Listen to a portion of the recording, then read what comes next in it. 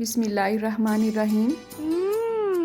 Tasty. जी हाँ, आज हम बनाएंगे बहुत ही टेस्टी ग्रीन चटनियाँ। ये चटनियाँ पकोड़े, समोसे, रोल, सैंडविच या पराठे हों, सबके साथ बहुत ही टेस्टी लगती हैं। रमज़ान आ रहा है, आप इसे बना के 6 से 7 माह के लिए भी फ्रीज़ कर सकते हैं। ना तो इसका कलर ख़राब होगा और ना ही इसका टेस्ट ख़राब होगा। वो कैसे? ये कुछ ट्रिक्स हैं जो आपने फॉलो करनी है, तो वीडियो के एंड तक मेरे साथ रहिएगा। आज की इस रेसिपी का आगाज़ इस दुआ के साथ करते हैं कि अल्लाह आप सबका दस्तरखान सजाए रखे और हम सबको सेहत और ईमान का रिज़्क अता फरमाए।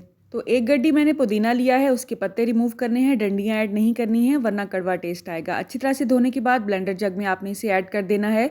साथ ही साथ यहाँ पे हमने लेना है धनिया। धनिया भी आपने फ्रेश लेना है, धोते हुए इसे रगड़ रगड़ के आपने नहीं धोना है, हल्के हल्के हाथों से धोना है ताकि इसके पत्ते जो हैं ये फ्रेश रहें।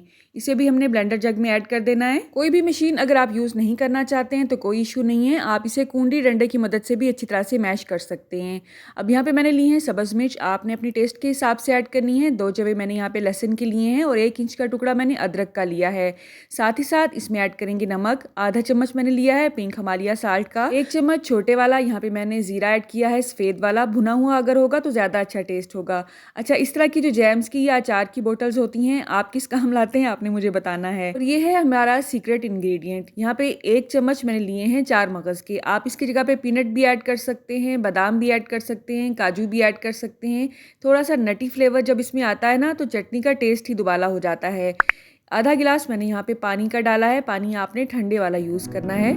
आजकल क्योंकि सर्दी है तो रूम टेम्परेचर वाला पानी भी अच्छा खासा ठंडा होता है, लेकिन अगर आप गर्मी में ये चटनी बना रहे हैं ना तो आपने बर्फ़ वाला पानी यूज़ करना है। असल में मशीन में जब अच्छी खासी हीट पहुँचती है ना पुदीने को, धनिए को, तो ये बाद में अपना कलर चेंज कर लेती हैं। तो हमने क्या करना है, इनके टेम्परेचर को मेनटेन करना है। उसके लिए आप आइस क्यूब्स भी यूज़ कर सकते हैं और ठंडा बर्फ़ वाला पानी भी यूज़ कर सकते हैं। तो यहाँ पर मैंने टोटल 1 गिलास पानी ऐड किया है क्योंकि मशीन अच्छी तरह से वर्क नहीं कर रही थी। आपने भी क्वांटिटी के हिसाब से ही पानी ऐड करना है, ना तो बहुत ज़्यादा ये रनी होनी चाहिए और ना ही बहुत थिक कि मशीन चले ही ना। अक्सर लोगों को धनिए पुदीने के थोड़े से चंक्स अच्छे लगते हैं दही में आते हुए, तो आपने अपनी टेस्ट के हिसाब से इसको ग्राइंड करना है। अगर आपको बिल्कुल क्रीमी चाहिए तो मशीन को ज़्यादा चला लें, अगर आपको थोड़े से चंक्स चाहिए तो मशीन को थोड़ा सा कम चला लें। तो यहाँ पे हमारी स्पाइसी सी बहुत ही टेस्टी ग्रीन चटनी रेडी है। इससे हम दूसरी चटनी रेडी करेंगे।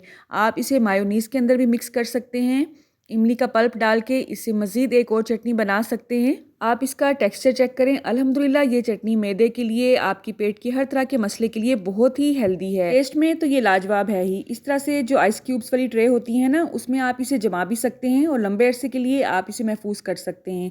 मेरे फ्रीज़र में तो अल्हम्दुलिल्लाह मैं इसे ख़त्म ही नहीं होने देती हूँ, क्योंकि चिकन का सालन हो, सब्ज़ी का या मटन का, हमारे घर में ये हर सालन के साथ खाई जाती है बहुत शौक के साथ। यहाँ पे मैंने 1 कटोरी दही लिया है, उसमें 1 से 1.5 चम्मच आपने अपने टेस्ट के हिसाब से ये चटनी ऐड करनी है, तो आपकी दूसरी ग्रीन चटनी रेडी हो जाएगी दही वाली। आप इसको जितना ज़्यादा कलर देना चाहते हैं उतनी ज़्यादा ग्रीन चटनी इसमें ऐड कर लें। नमक चख लें, अगर आपको कम लग रहा है तो आप इसमें मज़ीद भी ऐड कर सकते हैं। रमज़ान रेसिपीज़ की अल्हम्दुलिल्लाह एक मुकम्मल प्लेलिस्ट मेरे चैनल पे मौजूद है। मेरे चैनल पे तकरीबन 1000 वीडियोज़ होने वाली हैं। 5 साल से मैं आपके साथ कनेक्टेड हूँ। हर तरह की रेसिपीज़, रेमेडीज़ के लिए आप मेरे चैनल की प्लेलिस्ट को विजिट कर सकते हैं। बहुत ही काम की रेसिपीज़ इंशाल्लाह आपको मिलेंगी। तो यहाँ पे मैंने आइस क्यूब्स में से ये निकाल लिए हैं और आप देख रहे हैं अल्हम्दुलिल्लाह बहुत अच्छी तरह से ये जम भी चुकी हैं। आप इसे बॉक्स में भी डाल के भी फ्रीज़ कर सकते हैं बाद में, और इस तरह से जो जिप लॉक्स आते हैं इसमें भी डाल के आप इसे फ्रीज़ कर सकते हैं। जब आपको ज़रूरत हो 1 से 2 टुकड़ी आपने निकालनी है। अवन में इसे डीफ्रॉस्ट करना है या आप इसे शेल्फ पे रख दें, 5 से 10 मिनट में ये मेल्ट हो जाती हैं अच्छी तरह, और उसके बाद आप इसे किसी तरह भी यूज़ कर सकते हैं। एज़ इट इज़ भी खा सकते हैं, दही में भी डाल सकते हैं, इमली की चटनी के अंदर डाल के भी इसे खा सकते हैं और मायोनीज़ के साथ भी खा सकते हैं। आपने इस रेसिपी को ज़रूर ट्राई करना है। अच्छा या बुरा जैसा भी आपका एक्सपीरियंस है आपने कमेंट बॉक्स में मुझे ज़रूर बताना है। अल्लाह आप सबको सेहत और ईमान का रिज़्क अता फरमाए और हम सब के रिज़्क में कसरत से ज़्यादा बरकत और आसानी अता फरमाए। आपके कमेंट्स पढ़ना मुझे बहुत अच्छा लगता है, इसलिए जाते जाते एक छोटा सा कमेंट ज़रूर कर दिया करें। इससे हमारी हौसला अफजाई होती है और मज़ीद अच्छी से अच्छी रेसिपीज़ लाने को दिल करता है। नेक्स्ट वीडियो तक मुझे इजाज़त दें। अल्लाह हाफिज़।